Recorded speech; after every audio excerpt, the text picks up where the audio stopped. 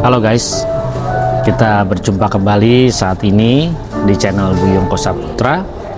Mari saya mengundang buat Bapak Ibu teman-teman yang baru pertama kali mengunjungi channel Buyung Kosa Putra.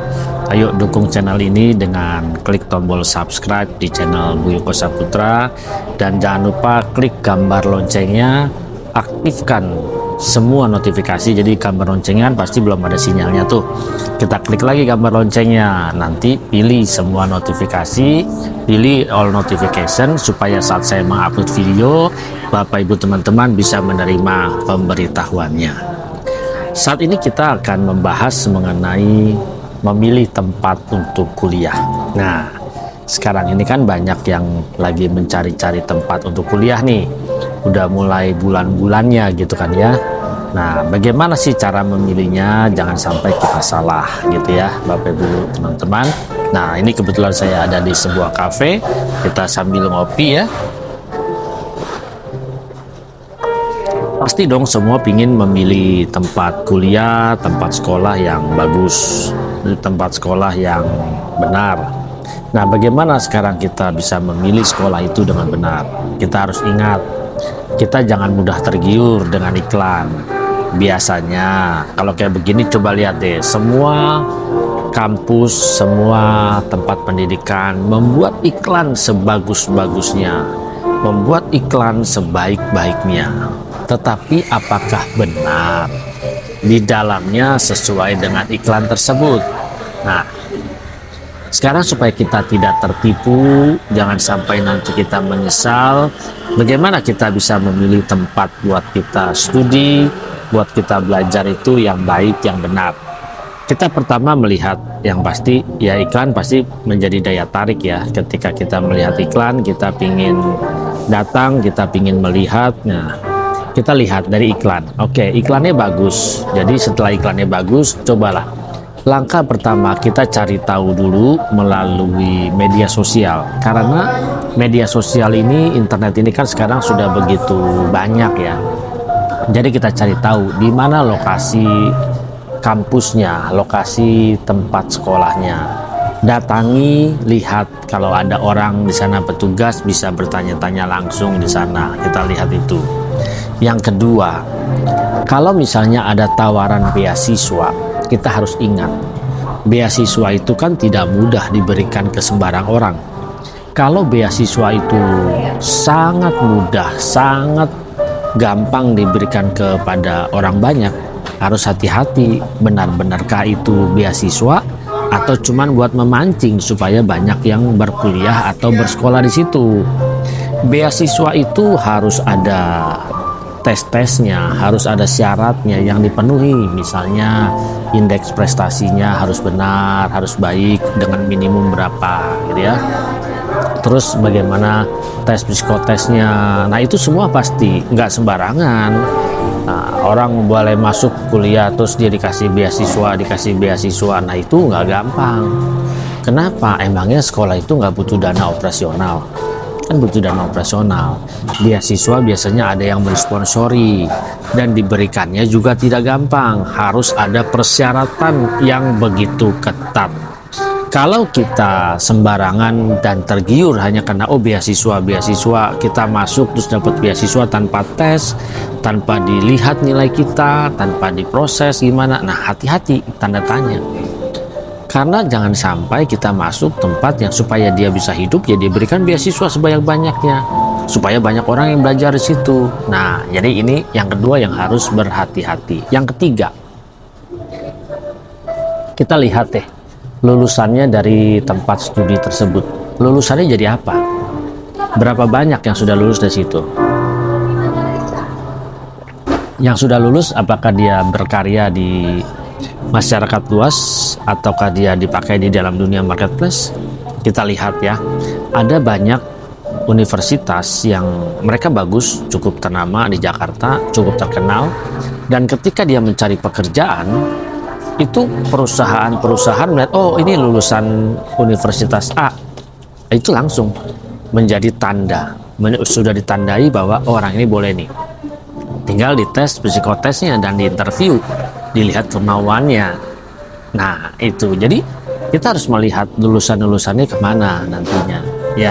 Jadi jangan sampai banyak mahasiswanya, banyak peserta didiknya, tetapi lulusannya nggak tahu kemana.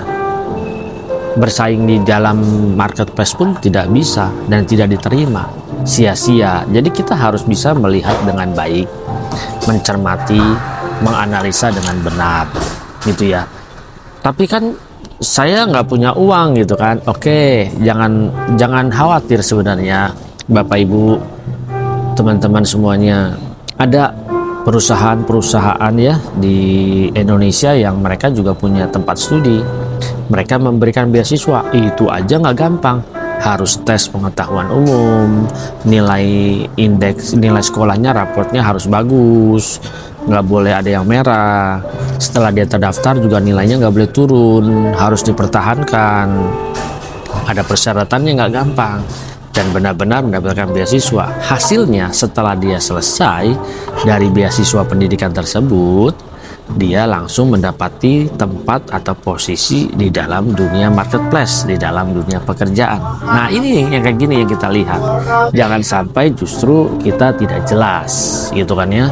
Mau disalurkan kemana, bingung. Mau taruh kemana, bingung. Mau berkarya di mana, bingung. Mau kerja di mana, bingung. Nah, makanya buat Bapak Ibu, teman-teman yang mungkin masih berkuliah atau mungkin yang punya anaknya lagi mau kuliah, hati-hati di dalam memilih tempat untuk studi. Kita harus lihat tadi ya, kampusnya di mana, lulusannya seperti apa. Baru yang berikutnya kita cek akreditasinya. Banyak saya lihat di medsos yang ribut, ini akreditasinya apa, bagaimana. Nah, akreditasi mah bisa dibeli, Bapak Ibu Saudara. Saya melihat di depan mata kepala saya sendiri bagaimana supaya memperjuangkan akreditasi ketika dia mengalami kunjungan untuk dicek borangnya gitu ya. Namanya juga borang itu apa ya, bohong dan narang kebanyakan. Jadi isinya kebanyakan ya ngarang semua, prakteknya apa benar. Nah, itu kalau universitas yang bagus, dia pasti jelas surat tugas dosen mengajar itu dia ada, dosennya terima, jelas semuanya ada deh, administrasinya bagus, perputaran keuangannya bagus. Nah, ini ketika kita melihat berpatokan sama akreditasi itu bisa menjebak, walaupun tidak 100%. Walaupun memang akreditasi itu juga menjadi salah satu patokan, tetapi itu tidak menjamin 100%. Ingat itu, tidak menjamin 100%. Akreditasi ya bisa disogok petugasnya pakai duit. Nah, faktanya di lapangan begitu ya.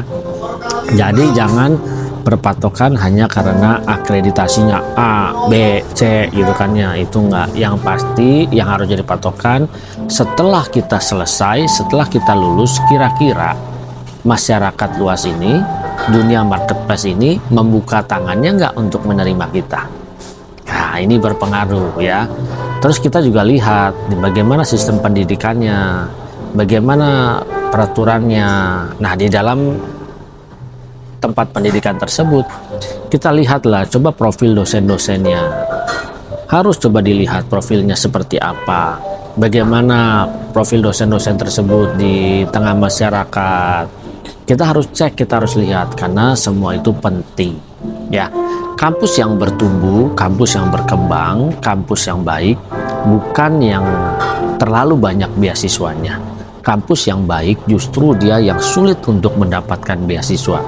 Itu kampus yang benar, itu kampus yang baik, di mana ketika orang mau mendapatkan beasiswa dia pasti berjuang dong, dia pasti belajar dong, otomatis peserta didiknya pintar-pintar, dia berjuang untuk mendapatkan beasiswa itu.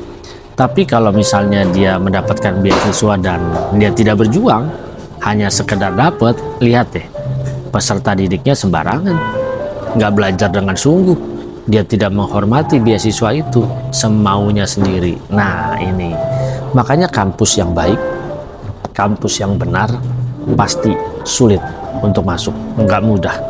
Orang boleh punya duit, belum tentu bisa masuk. Nyatanya kita lihat universitas-universitas yang begitu besar, yang sudah cukup ternama, buat masuk aja susah, padahal bayarnya mahal. Yang masuk pun punya duit banyak. Nah itu pun susah gitu kan, yang punya duit aja susah apalagi yang nggak punya duit. Tetapi kita harus pintar dalam hal ini. Lalu gimana kalau misalnya ya kita nggak bisa dapet beasiswa di situ, nggak mumpuni? Buat bapak ibu teman-teman, belajarlah yang pertama. Yang kedua ya lebih baik berdoa, minta sponsor di luar untuk kuliah. Tetapi yang pertama harus apa? Rajinlah belajar. Banyak orang sudah dapat beasiswa nggak rajin belajar, malesnya minta ampun, semaunya sendiri. Nah ini kembali ke diri.